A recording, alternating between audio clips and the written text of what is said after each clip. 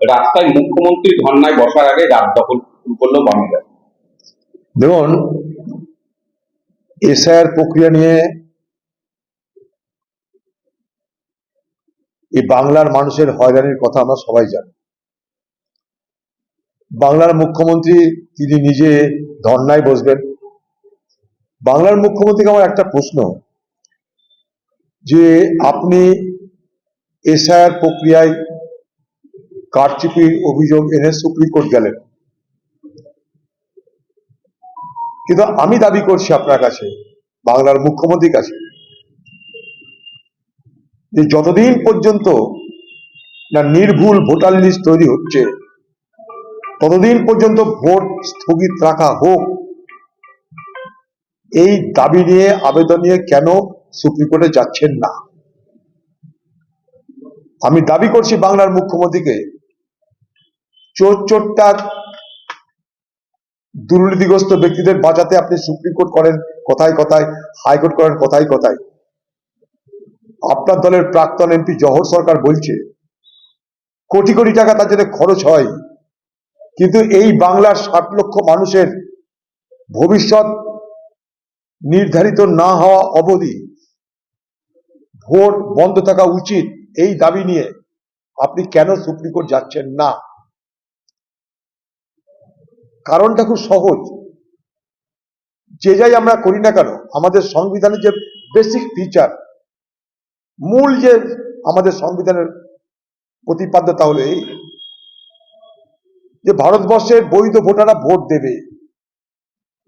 বৈধ ভোটারদের ভোট কেড়ে নেওয়ার অধিকার নেই। আর্টিকেল 326 আমরা ভোট দেওয়ার অধিকার অর্জন করি। রিপ্রেজেন্টেশন অফ পিপল অ্যাক্ট 50-51 আমরা ভোট দেওয়ার অধিকার অর্জন করি, এবং নির্বাচন কমিশন তার কাজ করার অধিকার অর্জন করে। ভালো কথা, কিন্তু এটা ফ্রি অ্যান্ড ফেয়ার ইলেকশন, অবাধ নির্বাচন। অবাধ নির্বাচনের নির্বাচক মন্ডলীর তালিকা ছাড়া কি সম্ভব? বলুন, অবাধ নির্বাচন, ত্রুটিহীন নির্বাচক মন্ডলী অর্থাৎ ভোটার যারা, তাদের তালিকা ছাড়া কি সম্ভব? এটা কি প্রশ্ন নয়? আমি ভোটার, সাপ্লিমেন্টারি যদি আমার নাম না থাকে আমি ভোটদান থেকে বঞ্চিত হব। তার জন্য কি আমি দায়ী? তার জন্য দায়ী নির্বাচন কমিশন, দায়ী রাজ্য সরকার। রাজ্য সরকারের বিএলও, এআরও, এইআরও, ডিএম, তারা তাদের দায়িত্ব পালন করলো না। নির্বাচন কমিশন, তারা তাদের দায়িত্ব পালন করলো না। মাঝখান থেকে আমরা যারা সাধারণ ভোটার, তারা তাদের উদাসীনতা, তাদের অহমিকার লড়াই, তাদের সংঘাতের শিকার হচ্ছি। লক্ষ লক্ষ সাধারণ ভোটার, তাদের যদি নাম বাদ যায় তাহলে সে ভোট করা না করা সমান বলে আমি মনে করি। তাই যতক্ষণ পর্যন্ত না এই তালিকায় বৈধ ভোটারদের ভোট দেওয়া নিশ্চিত হচ্ছে, আন্ডার অ্যাডজুডিকেশনের নামে, বিচারাধীনের নামে, ততদিন পর্যন্ত যেন ভোট না হয়, নির্বাচন না হয়, এটা আমার দাবি। বাংলার মুখ্যমন্ত্রীকে বলবো যে আপনি এই দাবি নিয়ে সুপ্রিম কোর্ট যান। আমি নিজে এই দাবি নিয়ে সুপ্রিম কোর্টে যাবার প্রস্তুতি শুরু করেছি। আমার মনে হয়েছে যে এটা আমার একটা সাংবিধানিক দায়িত্ব, নাগরিকের পালন করবার সুযোগ থেকে বঞ্চিত হচ্ছে সাধারণ মানুষ। ভোট, নির্বাচনে অংশগ্রহণ করা, নির্বাচনে ভোট দেওয়া, এটা ভারতবর্ষের সংবিধান আমাকে আপনাকে দায়িত্ব, অধিকার দিয়েছে।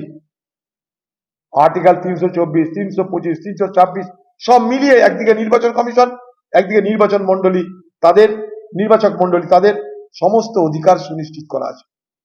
সেই জায়গায় দাঁড়িয়ে ফ্রি অ্যান্ড ফেয়ার ইলেকশন, অবাধ নির্বাচন যদি করতে হয়, তাহলে free and fair electoral role, অর্থাৎ অবাধ ত্রুটিহীন নির্বাচনে অংশগ্রহণ করবার ভোটার তালিকা আমার দরকার, আমি তাই মনে করি। এটা নিয়ে কিন্তু রাজ্য সরকার উচিত সুপ্রিম কোর্টে দরবার করা। এর আগে মুখ্যমন্ত্রী গেছেন সুপ্রিম কোর্টে, সহজ করার বদলে আরো জটিল করে নিয়ে এসছেন। এবার গিয়ে মানুষের অধিকার সুপ্রতিষ্ঠিত করুন, ধর্নায় বসে নাটক না করে সুপ্রিম কোর্টে যান। ধর্নায় বসে নাটক করে 2021-এর ভোট যেমন এনআরসি ভার্সেস এনআরসি হয়েছিল, আমি এনআরসি আনবো, আমি এনআরসি রুখবো, এবার আবার সেটাকে ঘোরানো হচ্ছে আমি এসআইআর আনবো, আমি এসআইআর থেকে রক্ষা করব।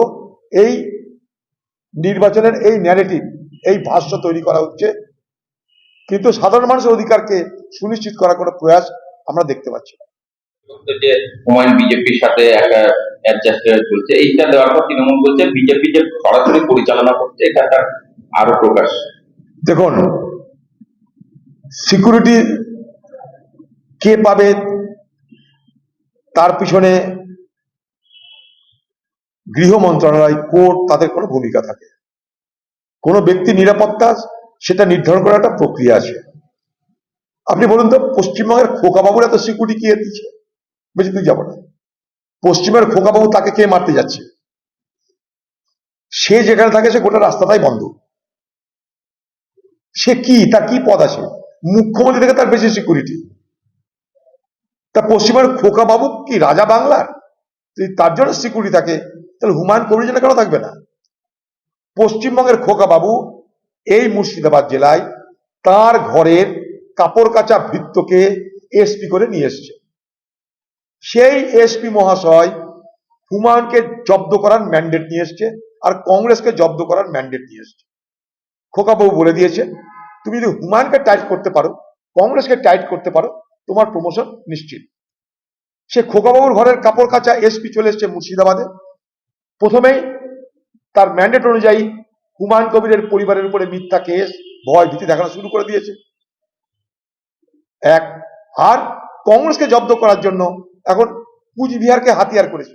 কুচবিহারের মাথা ভাঙায়, যাতে কংগ্রেসের মাথা ভাঙা যায়, তার জন্য সেখান থেকে মিথ্যা কেসের সব ফ্যাক্টরি চালু করে মাদক পাচার কেসে কংগ্রেসের নেতাদেরকে বহরমপুরে, কুচবিহারে কেস তৈরি হচ্ছে, ফাঁসাতে হবে বহরমপুরের কংগ্রেস নেতাদের। কেন না, এই বহরমপুরে যে সম্ভাব্য তৃণমূলের নেতা প্রার্থী হবে, সে সম্ভাব্য তৃণমূলের প্রার্থী এখানকার কাপড় কাচা এসপির সঙ্গে 1.5 ঘন্টা আলোচনা করে তাকে তালিকা দিয়েছে। কি তালিকা? যে বহরমপুর বিধানসভা এলাকায় যাতে কেউ কিছু না করতে পারে, তৃণমূলের সম্ভাব্য প্রার্থী যাতে জিততে পারে তার নিশ্চিত করতে। তৃণমূলের সম্ভাব্য প্রার্থী চুরি, বাটপাড়ি, ছেঁচড়ামি, নির্যাতন সব করার পরেও সে নিশ্চিত হতে পারছে না, তাই তৃণমূল দলের খোকাবাবুর ঘরের কাপড় কাচা এসপির সঙ্গে 1.5 ঘন্টা আলোচনা করে তিনি তালিকা তৈরি করে কংগ্রেসের নেতাদের একের পর এক ফাঁসানোর ব্যবস্থা হচ্ছে।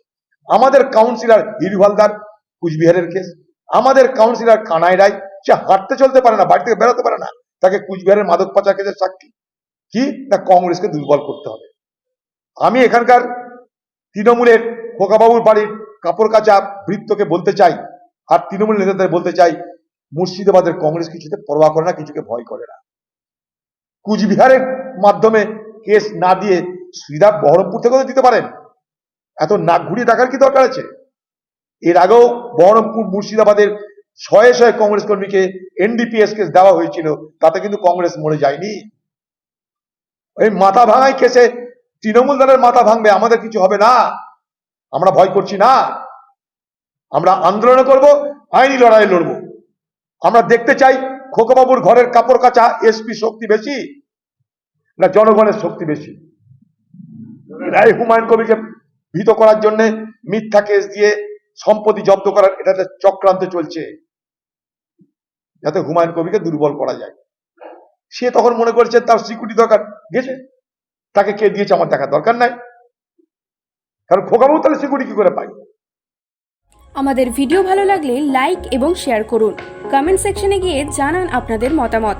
আরও ভিডিও পেতে আমাদের চ্যানেল সাবস্ক্রাইব করুন এবং প্রতি মুহূর্তে খবরের আপডেট পেতে প্রেস করুন বেল আইকন।